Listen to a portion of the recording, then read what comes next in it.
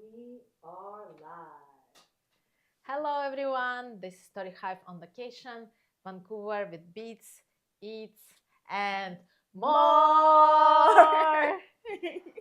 I'm your host Rita Spirit, and we are broadcasting live from MOARRR studio here on unceded ancestral lands of the Musqueam, Tsleil-Waututh, and Squamish First Nation.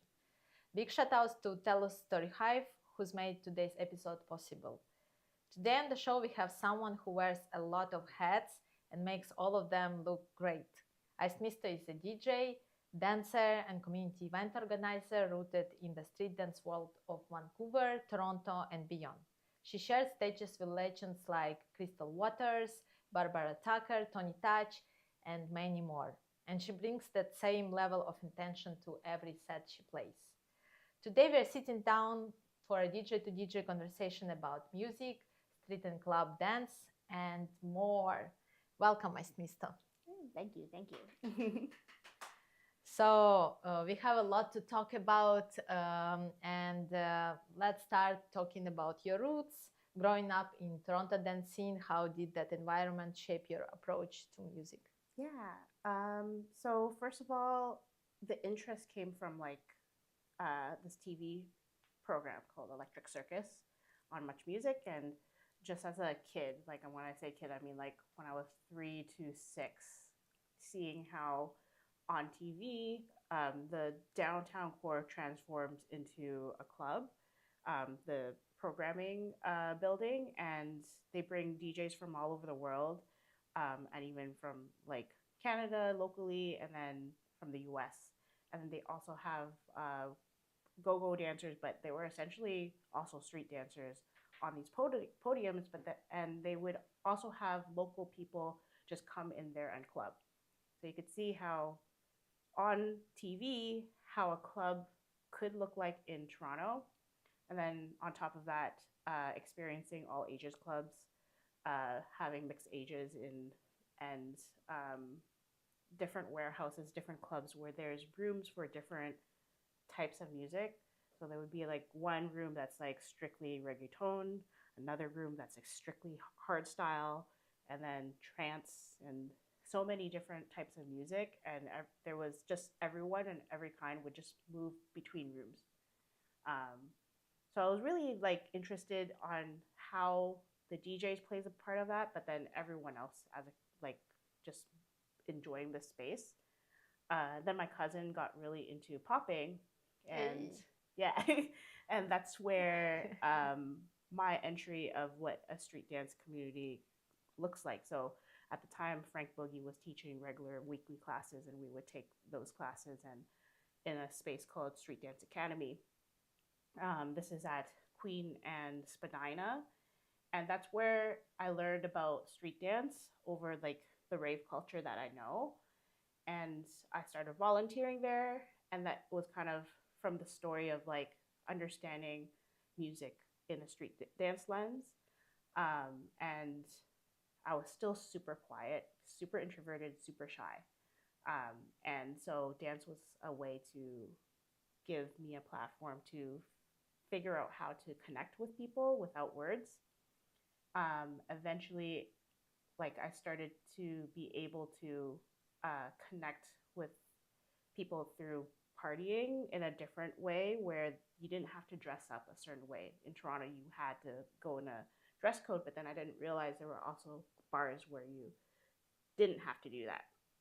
And then from there, like understanding how club culture in the underground lens worked. So now we're talking about rave culture, street dance culture, and then this underground party culture.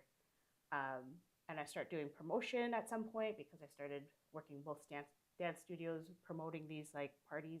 And then from there, I learned who the OGs were in Toronto for DJing, and then they gave me a chance, and that's how things became to be. It started tumbling from there. Yeah. Wow, Yeah. what a great story.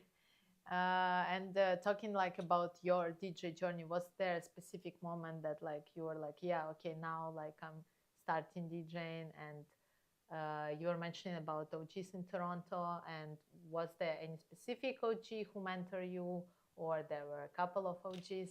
Yeah, a lot of it self-taught. So me being very interested in technology in general, Yeah. yeah, you'll find that I'm a bit of a nerd. So uh, starting out with, so I guess 16 was like a accessible time for me where I didn't have a lot of my parents knowing what I was doing really. Like I'll give them vague answers, but at the time I was able to get like with my cousins, they had like turntables, and then I had like a Hercules used to have like really nice metal controllers, and I would practice through like virtual DJ and like learning that, watching what I would find online. YouTube wasn't really like taking off just yet, so a lot of that was self-taught, and then going to parties and watching what they were doing. So in terms of dance battle, Gripsky was playing for like a b-boy jam, and that was like my first in-person kind of like battle, and then going to a popping battle as well,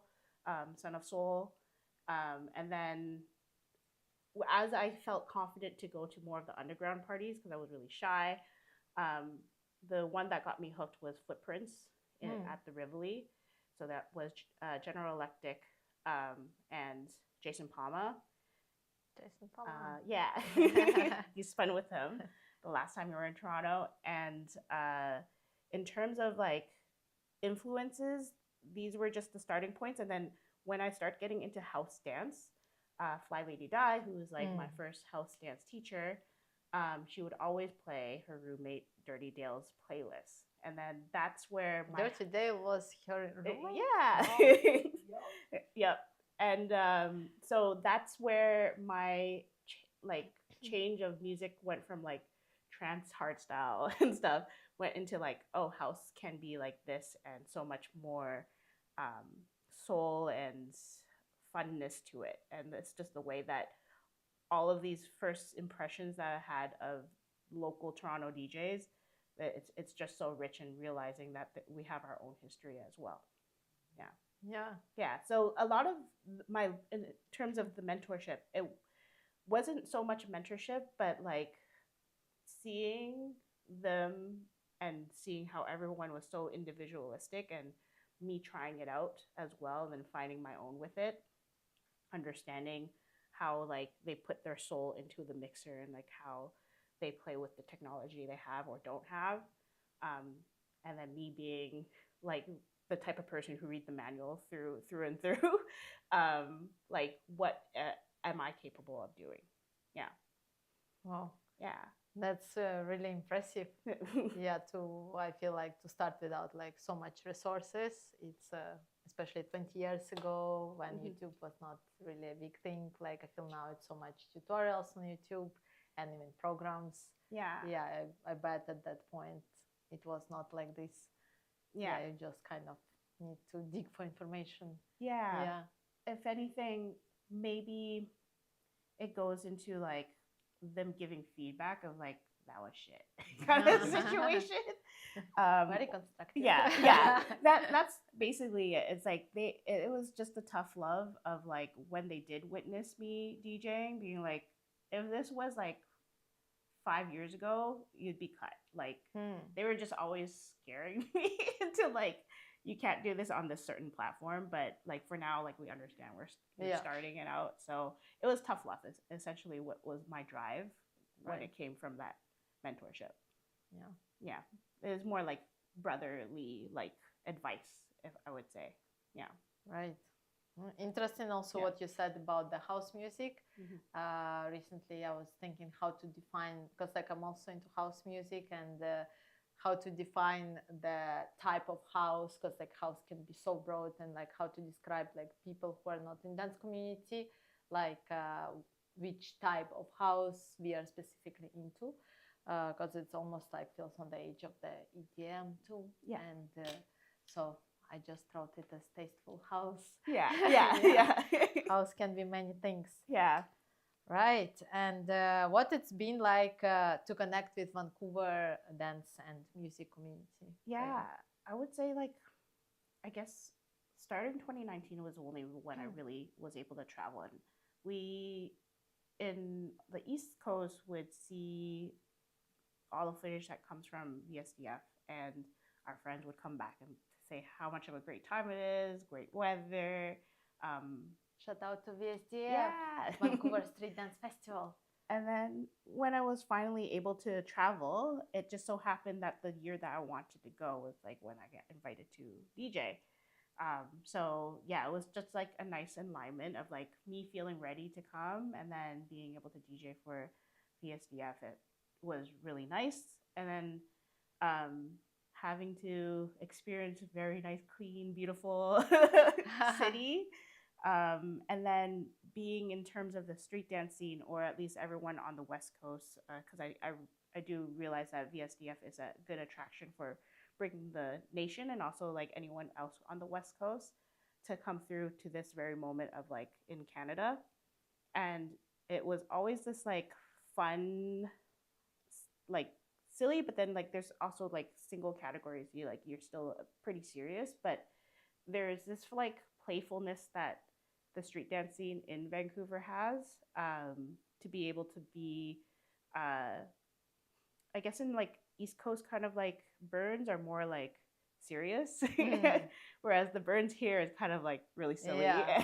Yeah, I enjoy it, and it kind of goes with the type of music I like to play, which is usually playful or groovy in how I would describe my sound.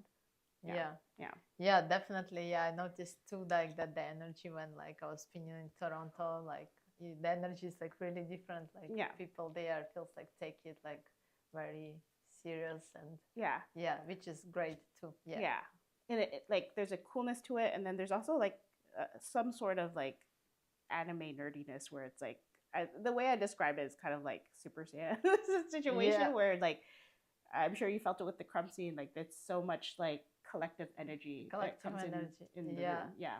Yeah, definitely. And like you mentioned VSDF, like what was like the highlight? And like I know you spun several VSDFs. What was the highlight moment of the VSDF like in the years? Yeah, it's hard to say. Like there's moments I remember of like in the prelim rooms in Boogaloo Academy, it was so hot, but there's like this tired of energy that was like interesting to spin. And I still appreciate those because it's like the sweatiness of wanting to like try to show your best. And then I have memories of all the times of being in Robson Square where like there's a bunch of people who gets to have that spotlight.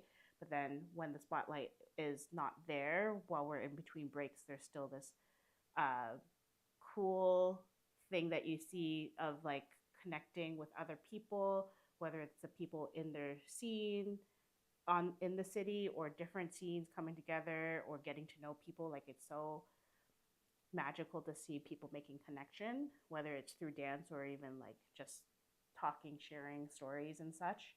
And then I think like I love playing parties, so like maybe the thing that makes me like feel fluttery, and it's nice to always like think of like after parties. I think in most cases it's pre-parties here, but parties is like the thing that gives me energy the most. So it's like I just like when you see like just waves of people moving.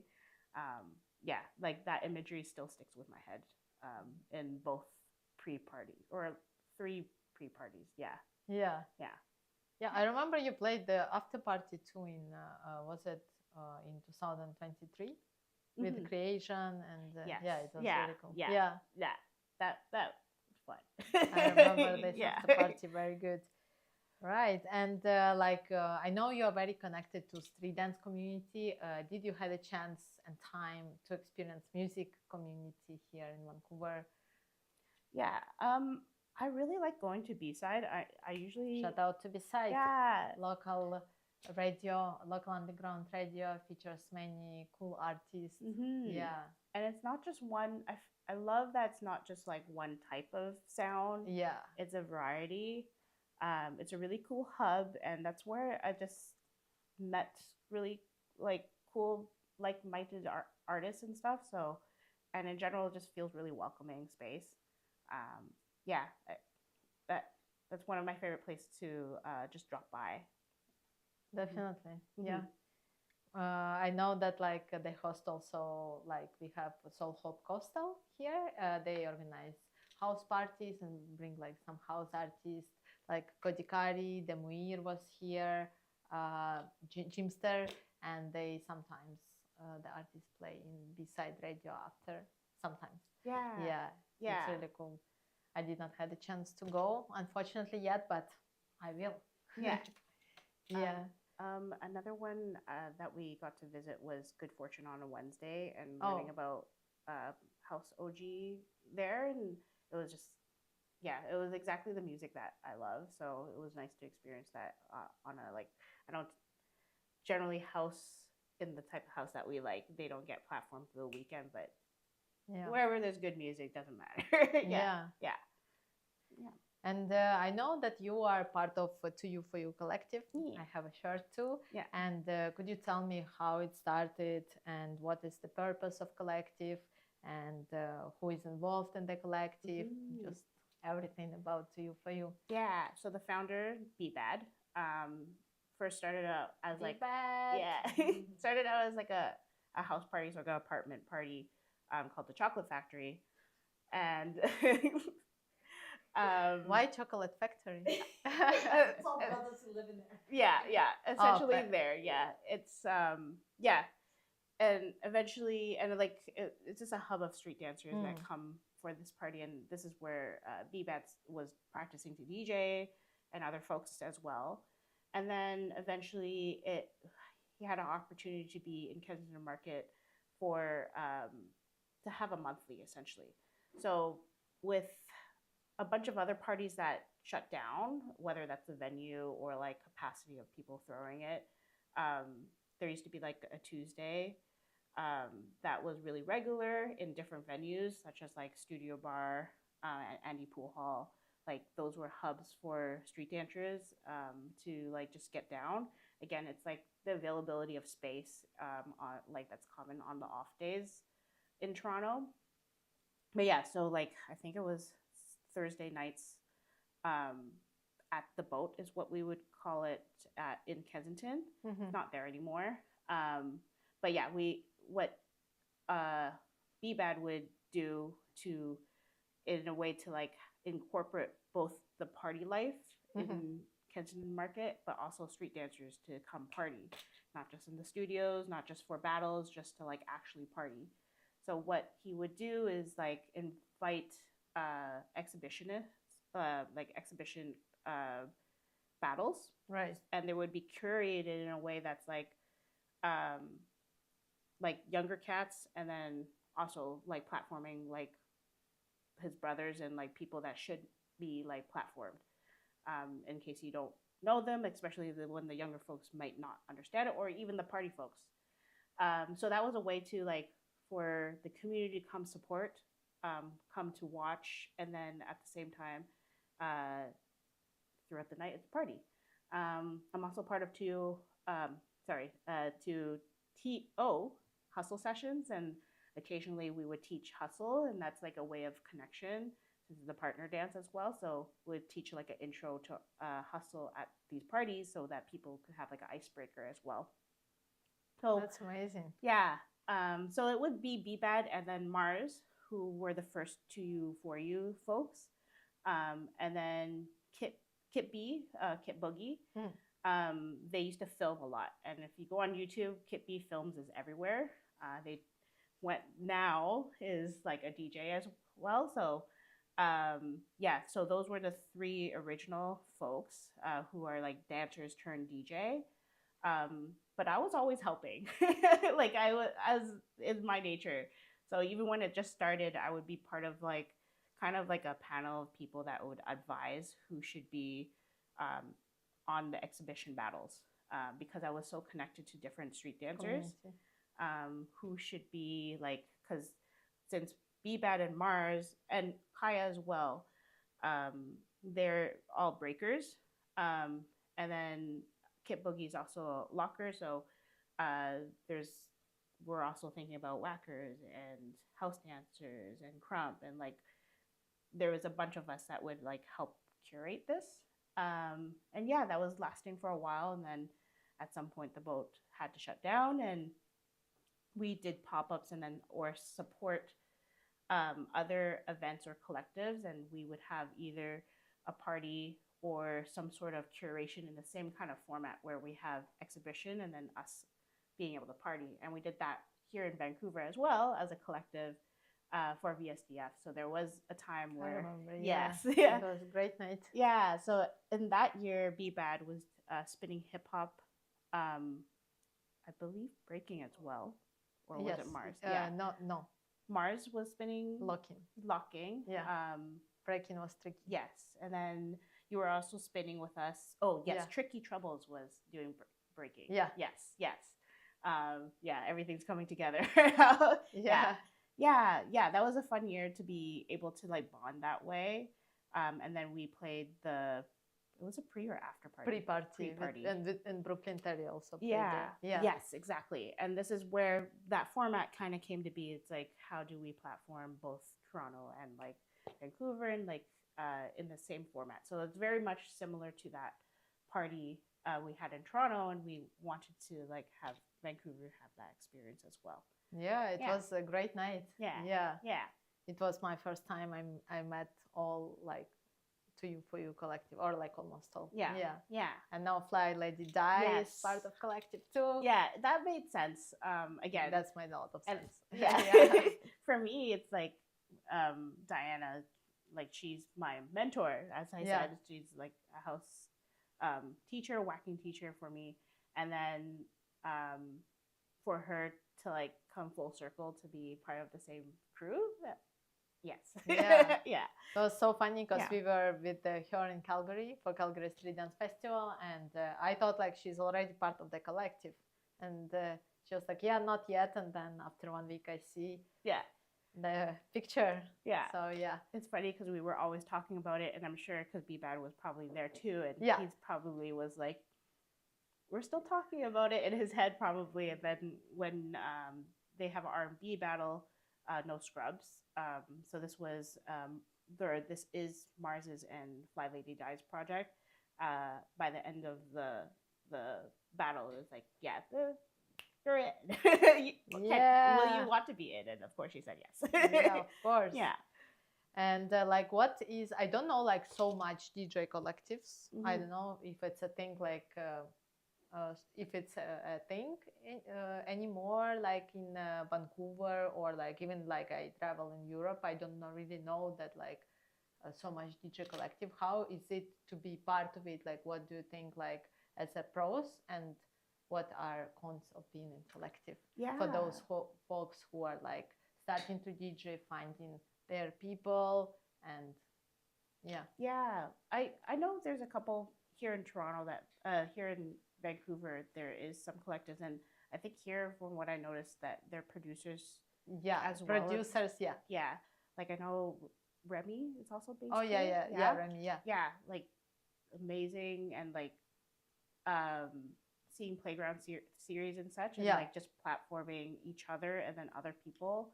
Very similarly in Toronto as well, there's like many like folks that come together because they either have a shared mission or shared sound, and it's like, we should do a party. And like it's so much more fun when you do it with people. And what I find is that they either will like change over time, and that's fine because music changes over time, people changes over time, and then maybe like people will separate, come together, play gigs here and there, and I think that's pretty normal. And in ways of growth, like people can change as maybe they're like feel tired about this certain sound or this type of like group of people, and they need to be like shared to another group of people and energy and stuff. I think it's really valuable to experience different kind of rooms. And for me, I started off as like more of an open format DJ. Maybe like I was more in the future beats sound with a collective. So like before that, I was playing more of that, or like ballet funk and all that stuff. And then I guess like it was really cool to have that kind of energy in those kind of bars. And then at some point, I just really wanted to be more soulful. And that's where I am right now, where I play more like soulful funk house. And I think that's okay. And maybe that'll change in like 2-3 years. And I think people might think of that as like whether it's moving on from a collective or moving on from a scene might look bad, but I think that's fine. Yeah. And that gives other room for other people to be in those spaces or a different space. And yeah, that's just how evolution happens, I suppose. Yeah. Yeah. Right. Yeah. And like in your collective, you have several female DJs. I know nowadays it's like more female DJs than before. I remember when I started DJ, it was not so much DJ. A lot of time you are just alone. Not only DJ, but just like invited artists. And since DJing is so technical, you need like sometimes to carry speakers and to plug everything and do like a lot of what kind of been visualized as male things. Yeah. How is it to be female DJ in street dance and club scenes? How was your experience? How was it when you started? Did it change now? Yeah, I would say they're both different but similar. So I'll talk on street dance because that seems a little bit more straightforward, where it was mostly men who was DJing for street dance, or it was straight up was men DJing for battles in Toronto.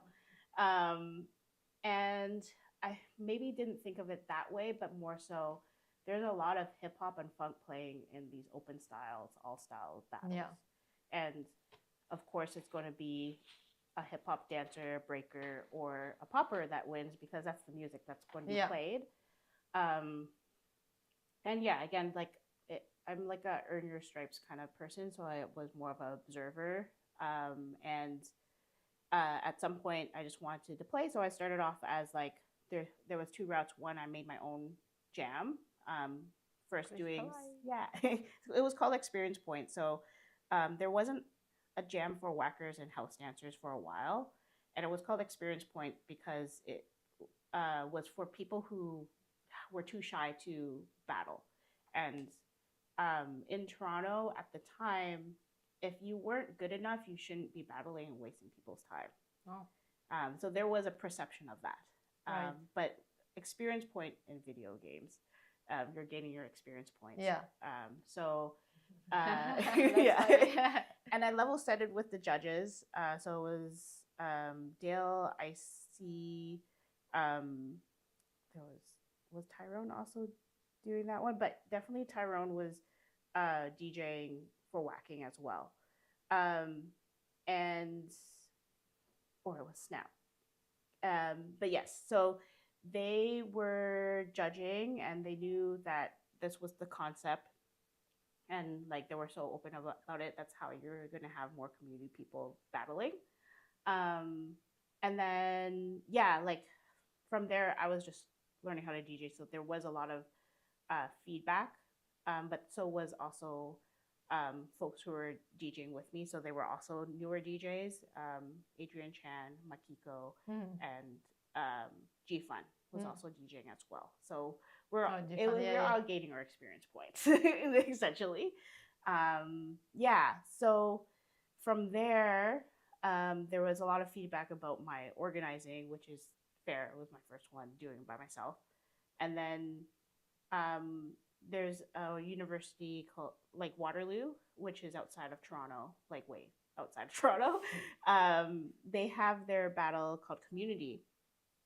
Same idea. It's like it's a university jam where it's mostly getting like exposure to street dance and other dances. They had like choreo folks like would perform as well, and I would attend there and also battle.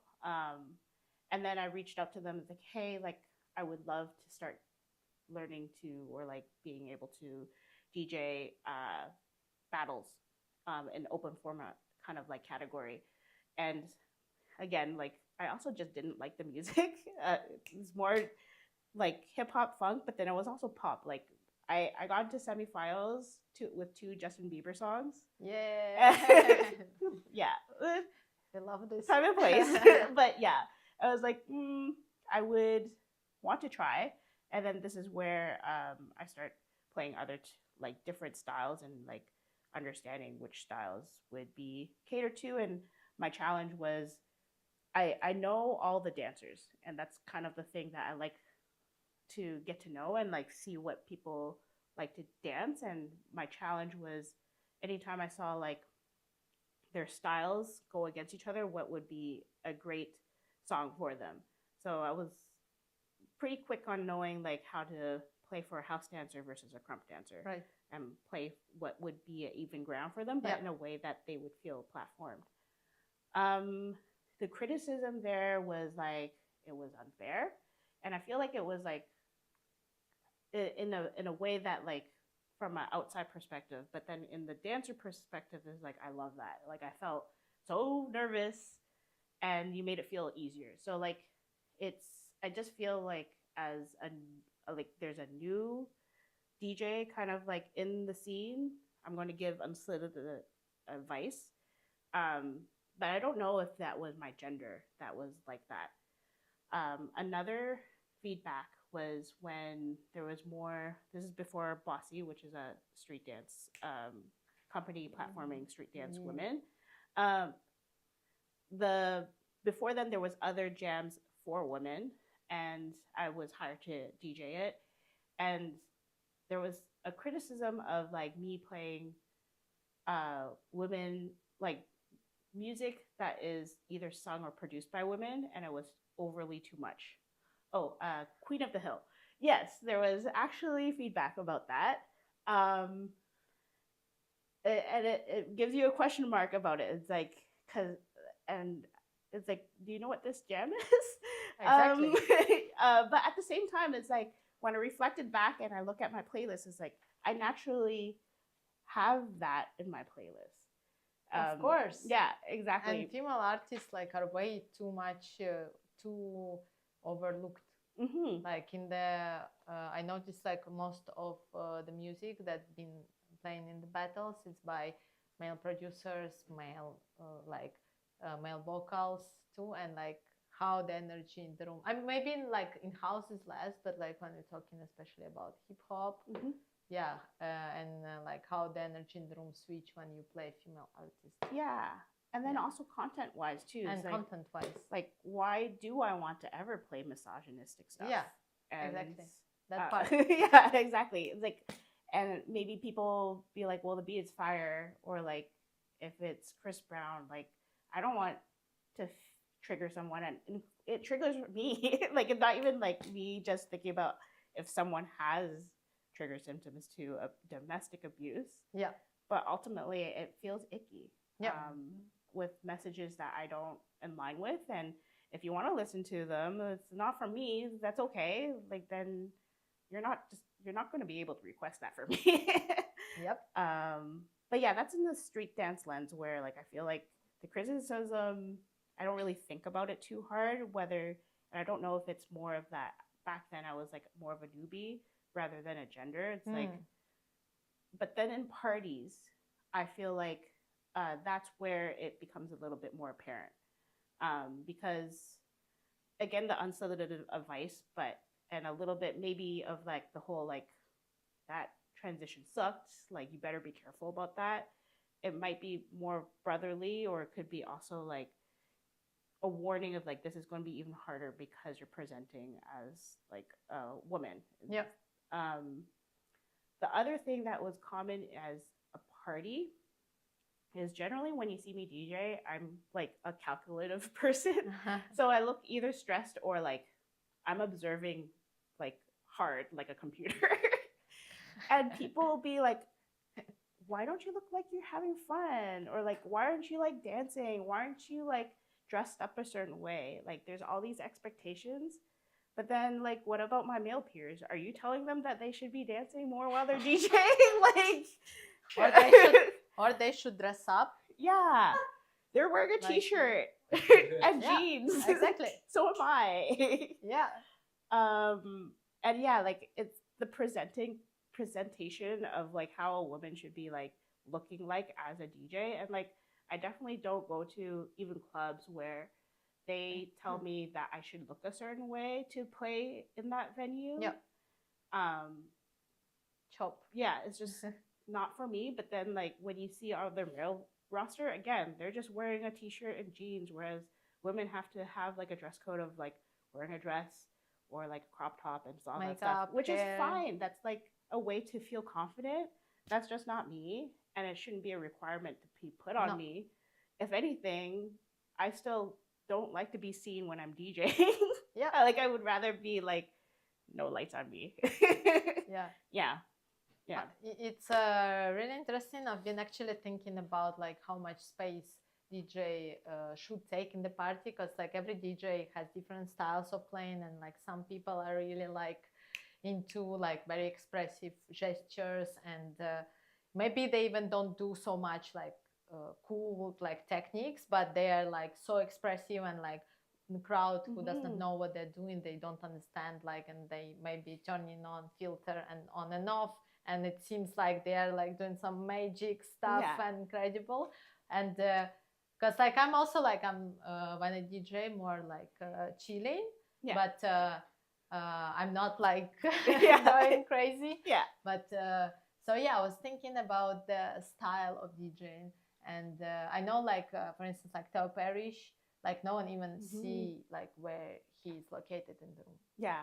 Because he might be in like some random places. So it's like about you are essentially like vibe curator. Yeah. And I feel like DJing is more internal, unless like it's like of course like Skratch Bastid, like they're doing like shows. Yeah. But like if you are curating vibe, I don't know like how much like it should be focused on DJ. It's a question mark for everyone and for me too, rather than like the whole vibe, because in my head it's like, okay, people just feel good music and feel the vibe, and they forget everything, and they're like, oh, it's a DJ too, like, and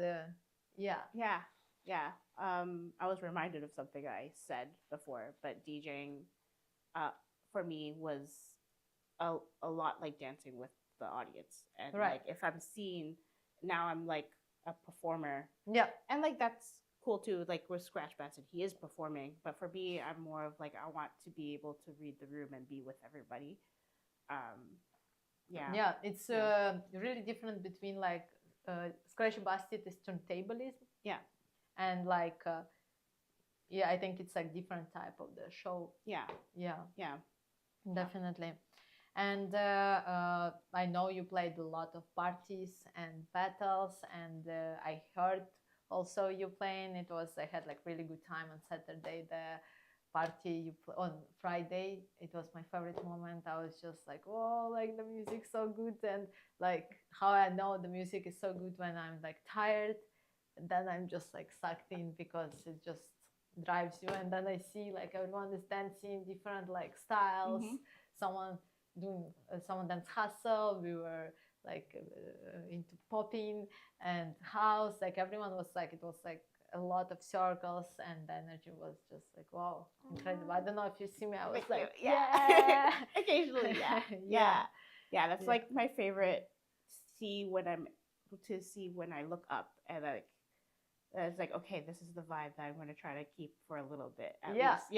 No, it was great. Yeah. And I know we were talking a little about this in DJ panel, but for some people who are watching online, maybe from other country, how you do you prepare for when you play party and battle? How do you prepare? And which songs you choose to play in which context? Like you mentioned that in events like female battle, maybe you focus more on the female artist.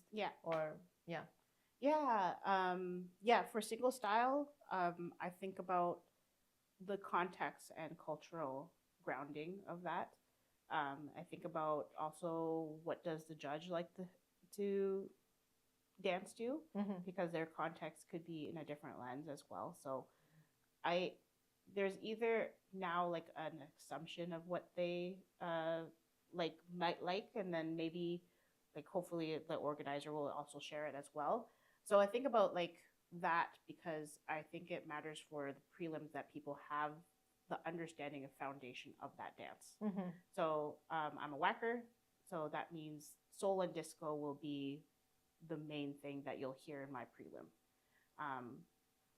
And then I also think about ciphers in like two buckets. It's like one is battle time and ways that you could warm up, and then the other is chill out for the audience, for people who are coming to watch, or even if you like didn't make it for the battle, that you feel like I could relax.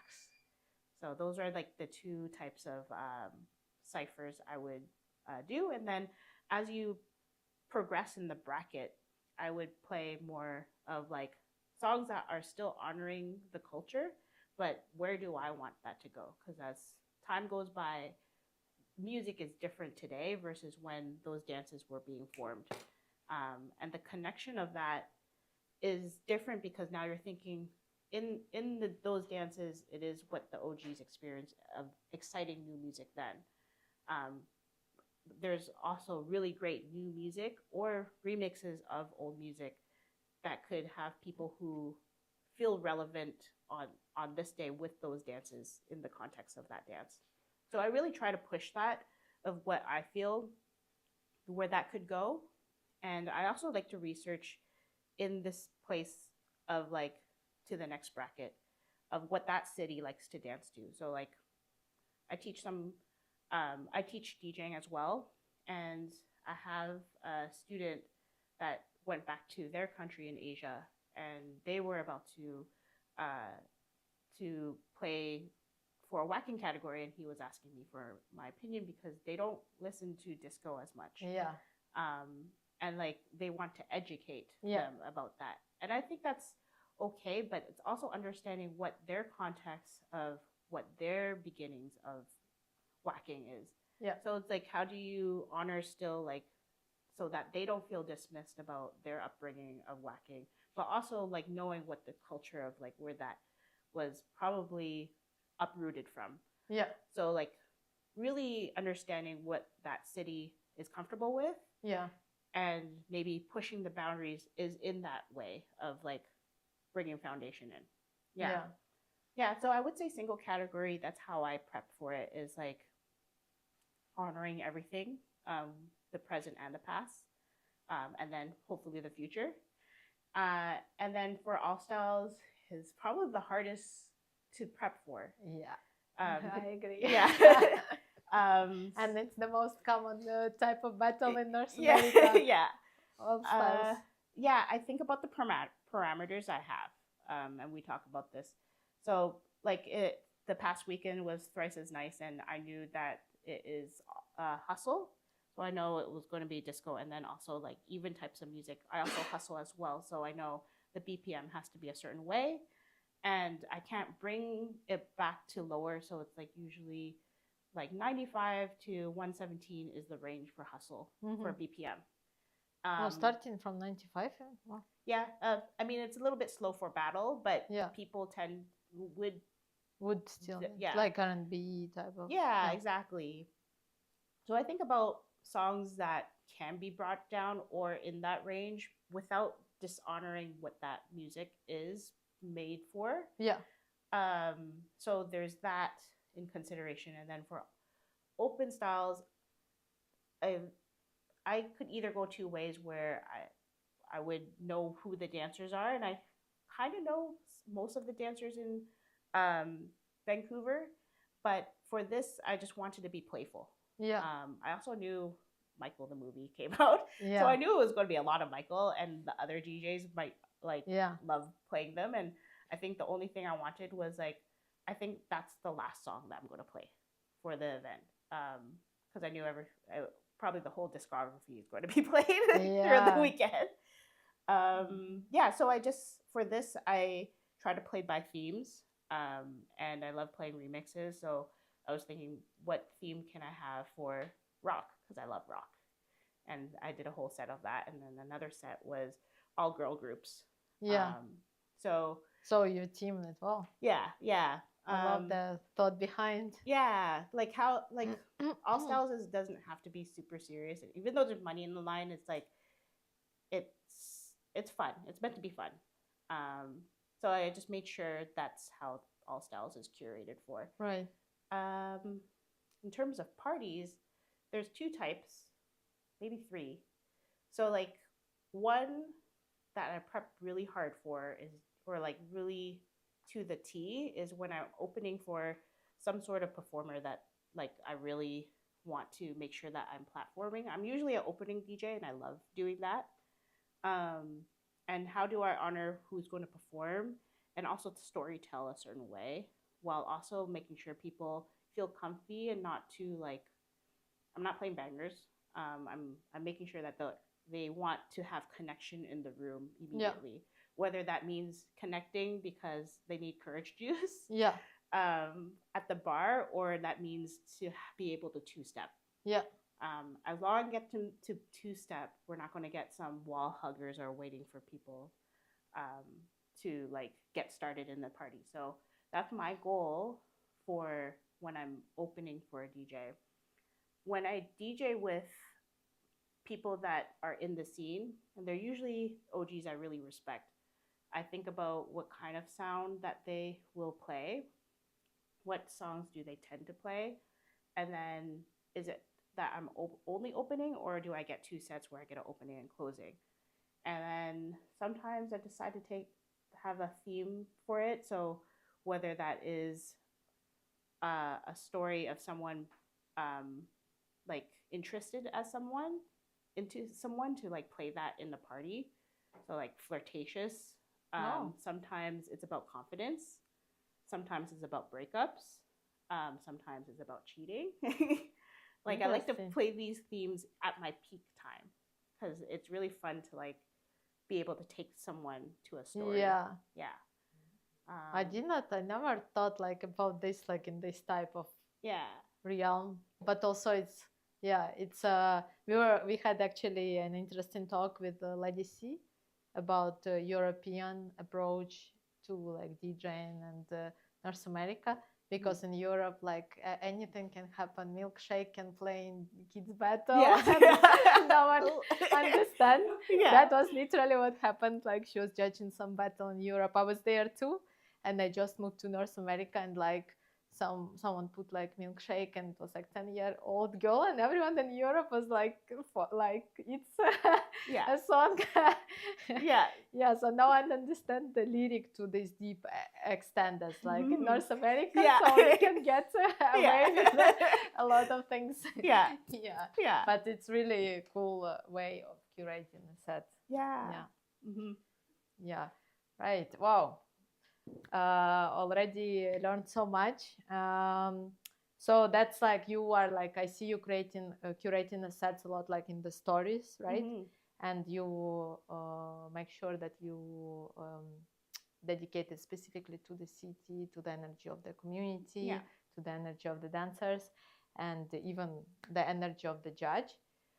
I was actually thinking also about like if certain person is judging, like should they, like if they're OG, more like play like music from that era, or like stay like what I'm into now. It's a still question mark for me. So I think, well, first is like I'm hoping organizers curate this in a way that balances both the DJ and judges. And I think in one of your posts, like it's always centered around the judge, and not so much the DJ. And like people do look forward to the DJ, and you hire them for them. Where this conversation could happen is like, what does the judge look for, and what do they want to honor in terms of what they are like looking for? Because it might be hard just to judge when they don't actually listen to that type of music, or they don't. Perhaps like sometimes complexities of like styles are like city based, as we've talked about before. So it's what they're comfortable with for, and then also understanding what the DJ offers and see what they're open to in terms of like, is this going to help you see and like what you need to see, while also trusting the DJ knows what they're doing, knows what the scene needs or will feed into. Yeah, so it's like a mutual understanding of that is what I hope that judges and organizers can consider when like, the DJ's involved. And it's like stressful when you change it. Yeah. Like there's so much, as we've talked about, the prep is like, it takes forever to prep, and then when you have to change in that very moment, and you have to play the set all the way through anyway, so like they tell you in that moment like the genre has to change, or it has to be this artist, this BPM and stuff, and then you have to scour if your hard drive even have it, internet going to connect. Yeah, it's super stressful. Or even when the format changes for like how, whether they want to judge it a certain way, or the time parameters change how the event goes, like all of that is stressful because either we're not prepared for it by playlists, and we have to scour that at that very moment and hope that it works and hits. Yeah, no, definitely. I think like any changes like this, or like specific preferences of the judges, need to be communicated in advance, not on the day of the set or in the moment of the battle. Yeah. I think that should be definitely discussed. Mm-hmm. And we have just 10 more minutes. Sadly, the time just flies. But I wanted to ask you interesting question that I've been into myself. How you deal as a DJ about like, so when you're the DJ and like you're into the flow, you're like so like almost like high, and you are in these events, and then like, because DJing is pretty lonely thing too, because like most of the things you're doing alone. Even you have collective, you are together like on the party, maybe playing for events, but a lot of time you're alone digging music, prepping for the thing. So how do you deal with this like emotional, like you are on the super like emotionally high level, and then like with a lot of people, and then all of a sudden like you're like alone, like doing the like what you're doing? Do you experience this like contrast? Yeah, in a way, because I think naturally being a shy, introverted person, maybe it's a little bit of opposite, where I do like being left alone a little bit, and DJ part is like so in the zone, and that's how I experience the high. And then when, and you might see this all the time, when people shout me out, it shocks me and takes me out of my zone. And it feels nice. It does feel nice to be shouted out and acknowledged. It's just it takes me a little bit taken back to have that kind of spotlight. But I do reflect a lot after like an amazing event.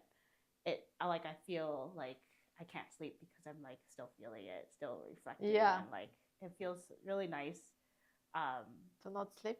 Yeah. That's also why I don't really sleep. I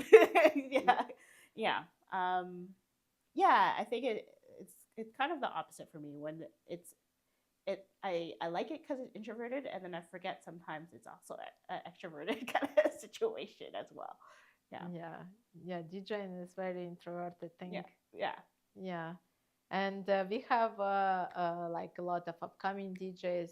You are as a DJ with so much experience, and DJing in different venues and for different scenes. What would you advise young generation, or advise yourself? If you meet yourself back. I really, really think in your scene there's someone who is already doing it.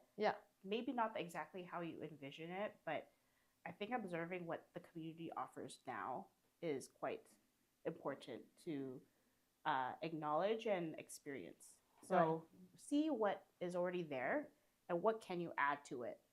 And don't rush into trying to add it, because I feel that if you have this burning idea too soon, you might burn yourself in different ways. So it's, whether that's realizing that maybe you don't have the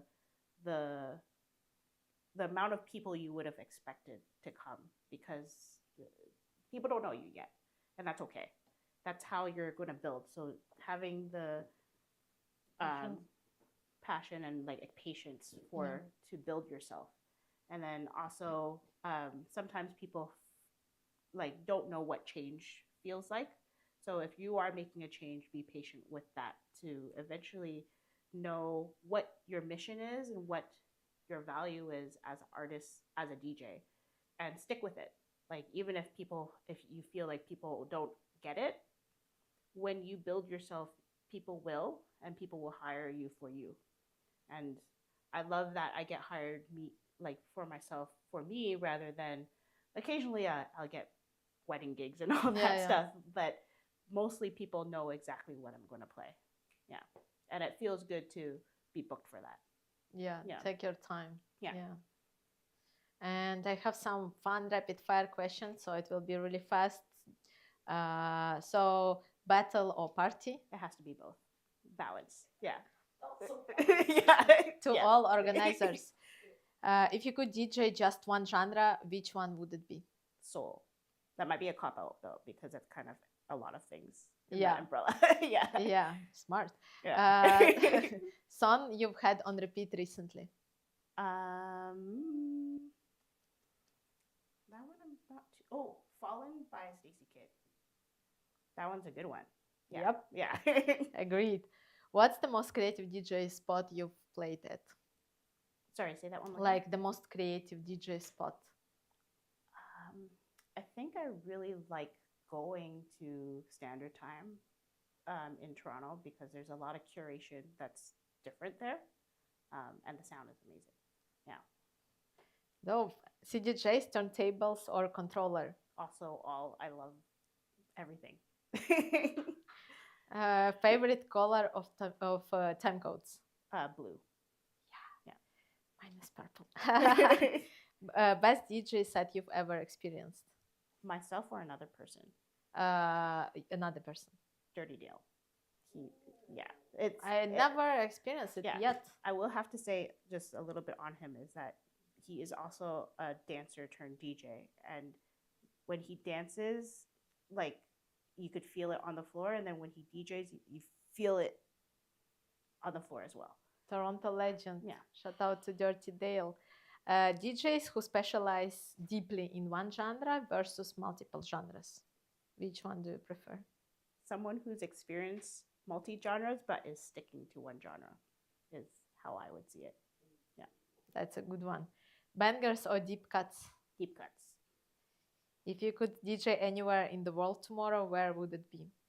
I'm open to everything. I'm an early traveler, so like I want to experience more. Yeah. What's a music genre you've never spun? That's a hard one. Yeah, I'm not too sure yet. I have to figure it out. Okay, think about this. Yeah. First record you bought? First record. It's hard to say because I inherited my dad's collection.